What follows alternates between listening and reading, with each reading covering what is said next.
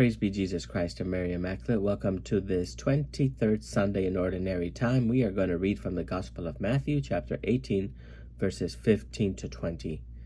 All of chapter 18 of the Gospel of Matthew deals with forgiveness and Jesus' image of the Good Shepherd who goes out looking for the lost sheep in order to bring the sheep back into the fold.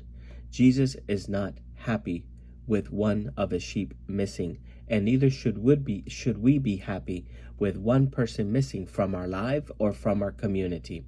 And so today he deals with the subject of forgiveness. Yes, the community of Jesus needs to talk and learn about forgiveness. Remember that the community of Jesus was made up of sinners, and even while they were with him, the community of Jesus sins. Some are looking for places of privilege and power. Others want to call down fire from heaven and cause violence to others.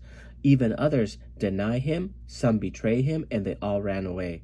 So forgiveness is necessary in every single community. And if we can see a common thread through the gospel, it is forgiveness. So Jesus says, if your brother sins against you, go and tell him his faults between you and him alone.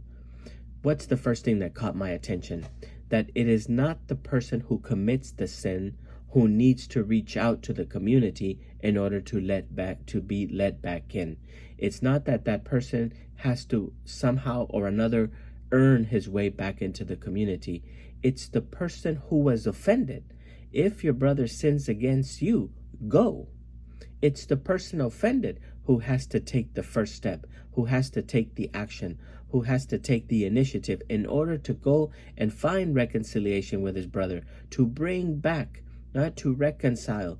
And to reconcile means to make whole again, to make the community whole again, because even if it's one person that's missing from our community, from our lives, that's still one too many. And he gives us instructions. He gives us instructions not to be so public about it, not to be quite quick to judge, quick to smear this person's name or to tell everyone. And this is why he says, first you go talk to him one-on-one. And if that doesn't work, bring one or two others with you and talk to him again. And if that doesn't work, bring him into the community, but talk to him again. It's all about conversation. And it's one thing that we have forgotten how to do here in our church is dialogue. We're so quick to judge and to condemn and to excommunicate that we have forgotten how to dialogue. If there's one thing that Jesus calls us to in this gospel, is to learn to dialogue again. Learn to speak to one another again, because completeness is what Jesus is looking for. And if he refuses to listen, even to the church, even to the community, then treat him as you would a Gentile tax collector. What does Jesus mean by this? It doesn't mean to forget him, because how did Jesus treat Gentiles and tax collectors?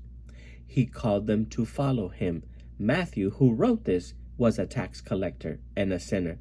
So Jesus is saying, well, even though your brother may not reconcile, may not listen to you, how are you to treat him? You are to treat him by loving him without expecting anything in return.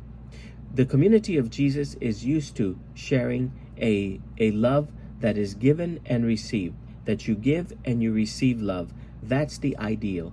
But sometimes with certain people, that's not possible. So what he means is you love them anyway without expecting anything in return. It will be a one-way love. And this is the way that we are to treat those who do not want to listen to us and prefer to stay out.